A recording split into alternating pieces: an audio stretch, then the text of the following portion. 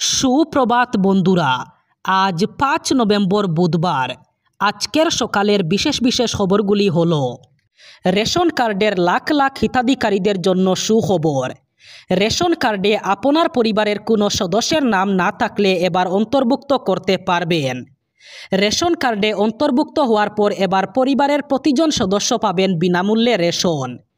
নাম না থাকা সদস্যের নাম এবার অন্তর্ভুক্ত করতে পারবেন রেশন কার্ডে, তাও আবার খুব সহজে।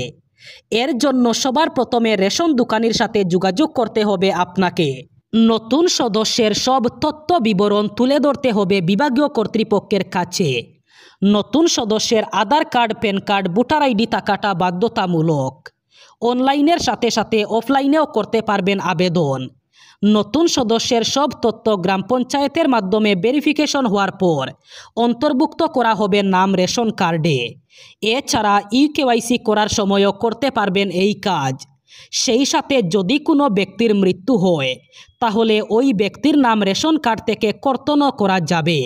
স্নাতক ডিগ্রিধারী যুবক এবং যুবতীদের প্রতিযোগিতামূলক পরীক্ষার মাধ্যমে স্বাবলম্বী হয়ে ভবিষ্যৎ গড়ার লক্ষ্যে প্রতি মাসে ২৫০০ টাকা করে আর্থিক সাহায্য প্রদান করবে রাজ্য সরকার।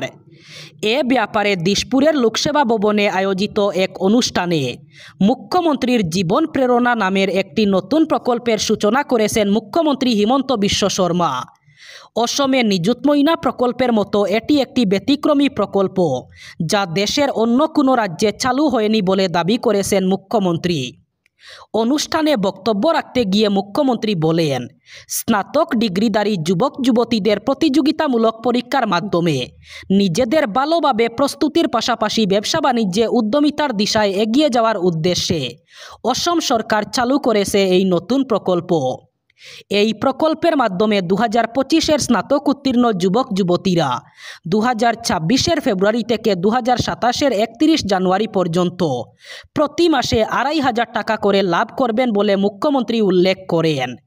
পরবর্তী বছরগুলিতেও একইভাবে আর্থিক সাহায্য প্রদান করা হবে। সম কাজে সম বেতন, এই দাবিকে সামনে রেখে সারা রাজ্যের সঙ্গে বরাক উপত্যকার ৩ জেলায়ও শুরু হয়েছে স্বাস্থ্য ও পরিবার কল্যাণ বিভাগের অধীন এনএইচএম কর্মীদের আন্দোলন কর্মসূচি। রাজ্যের অন্যান্য জেলার সঙ্গে প্রান্তিক জেলা হাইলাকান্দিতেও ন্যাশনাল হেলথ মিশনের অধীনে কর্মচারীরা ৩ দিনের আন্দোলনে নেমেছেন। হাইলাকান্দির স্বাস্থ্য ও পরিবার কল্যাণ বিভাগের যুগ্ম অধিকর্তা কার্যালয়ের সামনে শতাধিক পুরুষ এবং মহিলা কর্মচারী হাতে হাতে প্লেকার্ড নিয়ে সম কাজে সম বেতনের দাবিতে মুহুর্মুহু স্লোগান দিতে থাকেন। আর ৩ দিনের এই অবস্থান ধর্মঘটে হাইলাকান্দি সহ বরাক উপত্যকার ৩ জেলায় পরিষেবা কার্যত বন্ধ হয়ে পড়েছে।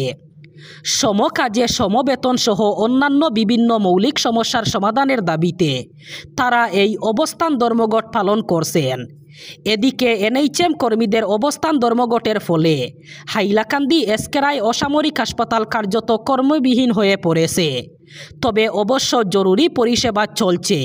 নজরে মহিলা বুট, প্রথম দফার বুটের ২ দিন আগে বিহারের মা বোনেদের জন্য নতুন প্রকল্পের ঘোষণা করলেন আরজেডি নেতা তথা বিরোধী জোট মহাগঠবন্ধনের মুখ্যমন্ত্রী মুখ তেজস্বী যাদব। মঙ্গলবার সাংবাদিক বৈঠকে লালু প্রসাদ যাদবের পুত্র তেজস্বী জানান, তারা ক্ষমতায় এলে মহিলাদের বছরে ৩০,০০০ টাকার আর্থিক সহায়তা দেওয়া হবে। এই প্রকল্পের নাম দেওয়া হয়েছে মাই বেহেন যোজনা। তেজস্বীর ঘোষণা, আগামী বছর মকর সংক্রান্তির দিন অর্থাৎ ১৪ জানুয়ারি ওই আর্থিক সাহায্য উপভোক্তাদের কাছে পৌঁছে যাবে।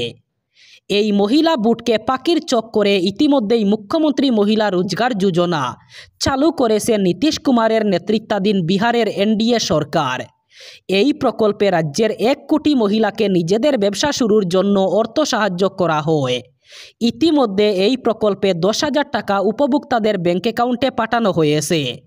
মঙ্গলবার তেজস্বী এও জানিয়েছেন যে তার নেতৃত্বাধীন জোট ক্ষমতায় এলে ধান চাষিদের কুইন্টাল পিছু ধানের জন্য ৩০০ টাকা এবং গম চাষিদের কুইন্টাল পিছু গমের জন্য ৪০০ টাকা ন্যায্য সহায়ক মূল্য দেওয়া হবে। আগামী বিধানসভা নির্বাচনে শ্রীভূমি জেলায় সবচেয়ে আকর্ষণীয় লড়াই হবে দক্ষিণ করিমগঞ্জ কেন্দ্রে, এমনটাই মনে করছে রাজনৈতিক মহল।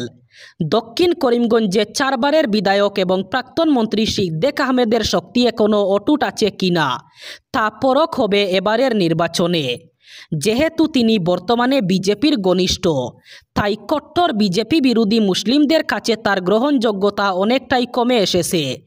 তার ভাবমূর্তি নষ্ট হয়েছে বলে অনেকেই মনে করেন। কট্টর বিজেপি বিরোধীরা তাকে সমতালোভী এবং সুযোগ সন্ধানী বলে গালাগাল দেওয়া শুরু করেছে। কংগ্রেস ঠিক এই জায়গা থেকে ফায়দা নিতে চাইছে। তারা মনে করছে সিদ্দিককে পরাস্ত করার এটাই উপযুক্ত সময়। বর্তমানে মুসলিম অধ্যুষিত এলাকায় যে প্রবল বিজেপি বিরোধী হাওয়া বইছে, তার ঢেউ এসে লেগেছে দক্ষিণ করিমগঞ্জেও। তাই কংগ্রেস মনে করছে এবার তাকে হারানো সম্ভব। গত 25 বছর ধরে যা হয়নি অথবা যে দুঃসাহস কেউ দেখায়নি, এখন কংগ্রেসে সেটাই দেখা যাচ্ছে। দক্ষিণ করিমগঞ্জে কংগ্রেসের মনোনয়ন পেতে দৌড়ঝাঁপ শুরু হয়েছে। জয় নিশ্চিত ধরে নিয়েই টিকিটের দৌড় চলছে। এক্ষেত্রে প্রথম যে নামটি শোনা যাচ্ছে সেটি হলো হাফিজ রশিদ আহমদ চৌধুরীর। তার পরিচয় নতুন করে উল্লেখ করার কোনো প্রয়োজন নেই। গত লোকসভা নির্বাচনে করিমগঞ্জ আসনে তিনি কংগ্রেসের প্রার্থী ছিলেন, কিন্তু আশ্চর্যের বিষয়, প্রায় 1 লক্ষ মুসলিম ভোট তার বিপক্ষে চলে যাওয়ায় হেরে যান তিনি। রাজ্যের কণ্ঠশিল্পী জুবিন গর্গের মৃত্যু ঘিরে বিভিন্ন ধরনের জল্পনা কল্পনা অব্যাহত রয়েছে। অবহেলা কিংবা দুর্ঘটনাজনিত কারণে জুবিনের মৃত্যু হয়েছে বলে আশঙ্কা করা হচ্ছিল, কিন্তু এই বিষয়ে এবার বিস্ফোরক মন্তব্য তুলে ধরলেন মুখ্যমন্ত্রী হিমন্ত বিশ্ব শর্মা। দুর্ঘটনা নয়, বরং জুবিনকে খুন করা হয়েছিল বলে ঘোষণা করেছেন তিনি। এছাড়া আগামী 8 ডিসেম্বরের কাছাকাছি এসআইটি আদালতে চার্জশিট দাখিল করবে বলে জানান তিনি। নর্থ ইস্ট ফেস্টিভ্যালে অংশ নেওয়ার জন্য সিঙ্গাপুর গিয়েছিলেন লুইতকণ্ঠ জুবিন গর্গ, কিন্তু রহস্যজনক এবং সম্পূর্ণ অপ্রত্যাশিতভাবে গত 19 সেপ্টেম্বর সিঙ্গাপুরের সমুদ্রে প্রাণ হারিয়েছেন জুবিন। তার মৃত্যু কিভাবে হলো সেটা তদন্ত করার উদ্দেশ্যে ইতিমধ্যেই এসআইটি গঠন করে দেয় রাজ্য সরকার। এ নিয়ে তদন্ত অব্যাহত রেখেছে এসআইটি। জুবিনের মৃত্যু প্রসঙ্গে মুখ্যমন্ত্রী এটাকে খুন কিংবা দুর্ঘটনা অথবা অস্বাভাবিক মৃত্যু বলে আখ্যা দিয়েছিলেন। তবে তিনি খুন শব্দটি ব্যবহার করার পর থেকে তাকে সামাজিক মাধ্যমে ব্যাপক সমালোচনার সম্মুখীন হতে হয়েছে। এর জবাবে সম্প্রতি মুখ্যমন্ত্রী বলেন, তিনি যখন খুনের বিষয় বলেছিলেন তখন তাকে সমালোচনা করা হয়েছে, কিন্তু একজন মুখ্যমন্ত্রী এমনিতে কিছু বলেন না। এসআইটির প্রতিবেদন দাখিলের পর তার সমালোচকদের মুখ বন্ধ হয়ে যাবে, কারণ একজন মুখ্যমন্ত্রী যা বলেন তা ভেবে চিনতে বলেন। মুখ্যমন্ত্রী কোনো দিনও অতিরিক্ত কথা বলেন না বলে উল্লেখ করেছিলেন তিনি।